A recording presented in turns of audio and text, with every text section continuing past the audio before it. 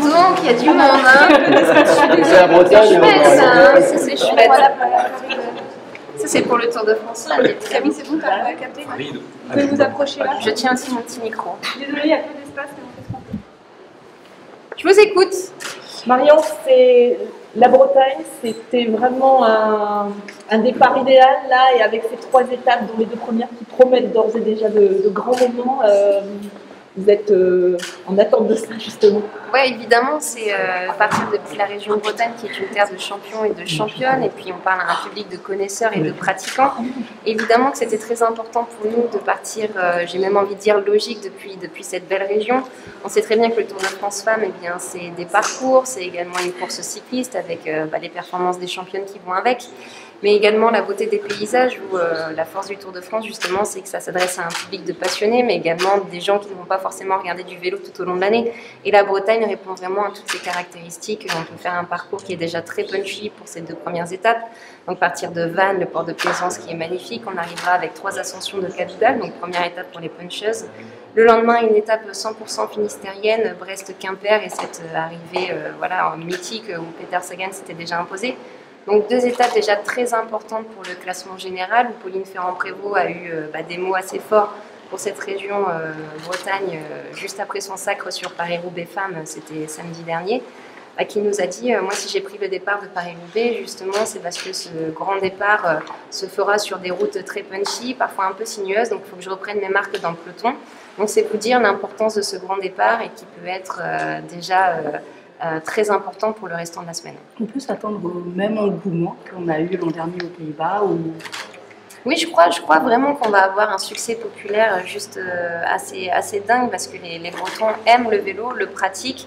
On parle à un public de connaisseurs et évidemment que toutes les personnes vont venir acclamer des championnes. En plus des championnes bretonnes, il n'en manque pas.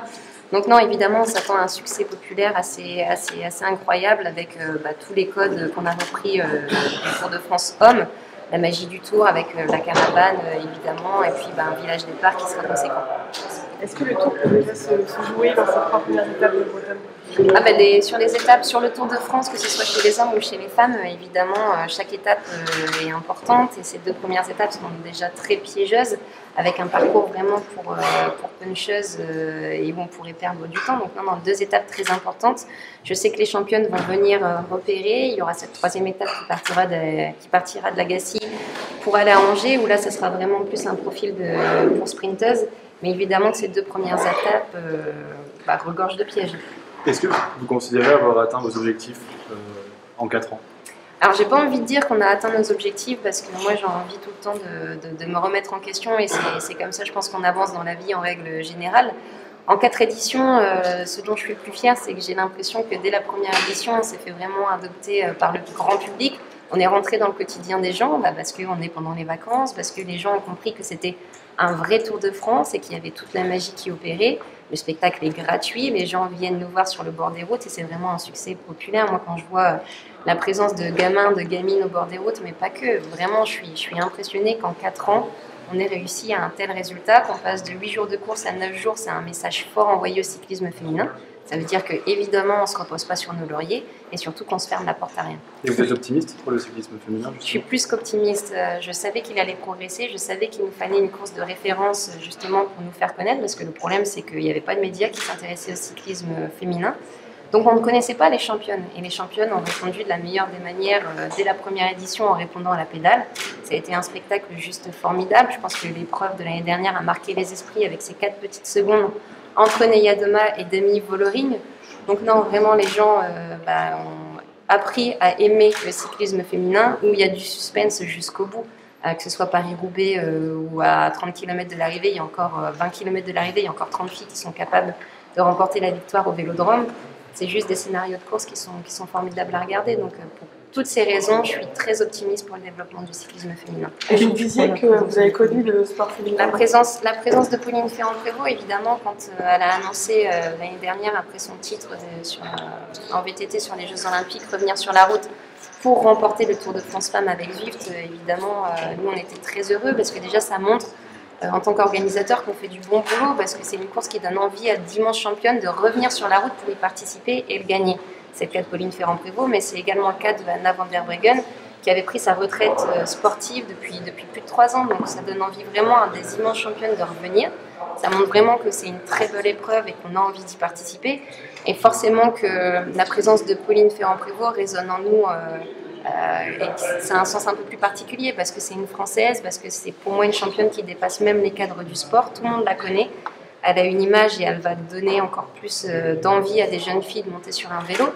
Et puis on l'attend depuis combien de temps? Depuis Bernard Hinault, cette victoire française et un maillot et un Français avec le maillot jaune sur les épaules à Paris. Et ben, j'ai envie de dire que ce sera certainement sur une Française qui sera ce beau maillot jaune, peut-être pas cette année, mais en tout cas elle s'est donné 3 ans pour réaliser son rêve. Et moi j'y crois. Et les Bretonnes, entre Pauline Ferrand-Prévot ou la FDJ, une équipe qui a fait un gros recrutement, est-ce que ce Tour de France pourrait être plus français que les autres éditions? C'est vrai qu'il résonne vraiment français parce que Demi Vollering qui a changé d'équipe, qui est venue à la FDJ Suez, qui fait un début de saison juste impressionnant. Et j'ai l'impression que Juliette Labrousse, qui a rejoint cette équipe, a passé un cap également, la championne de France en titre, qui a été impressionnante sur les Strade Bianche. Évidemment, elle aura un rôle très important autour de Demi Vollering, mais pourquoi pas remporter une étape. On a vraiment l'impression qu'elle a insufflé un souffle nouveau dans cette formation et qu'elle porte tout le monde vers le haut. Donc Demi Vollering reste quand même pour moi la favorite numéro 1 avec le début de saison. Et puis évidemment, elle sera très revancharde sur l'année dernière où elle avait perdu finalement le Tour de France Femmes avec Zwift sur chute. Et puis, oui, Cédrine Kerbaol qui revient également, qui a changé d'équipe à l'intersaison. Cédrine Kerbaol qui fait un très bon début de saison, qui restera à jamais la première Française à avoir remporté une étape sur le Tour de France Femmes avec Zwift. Donc, elle aura à cœur de rééditer l'exploit, mais pourquoi pas de monter également sur le podium. Donc, et Pauline Ferrand-Prévot, comme je viens d'en parler en préambule. Vraiment, le cyclisme français féminin se porte très très bien.